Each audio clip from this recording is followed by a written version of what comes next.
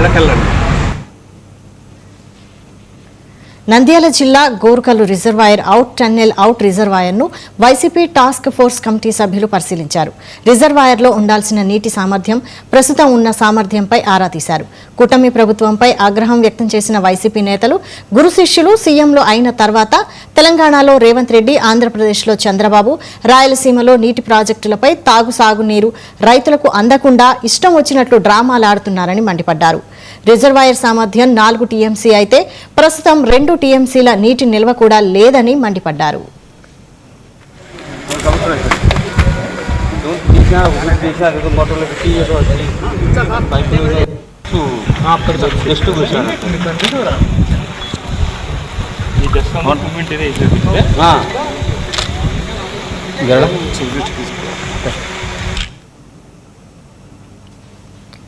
చిత్తూరు జిల్లా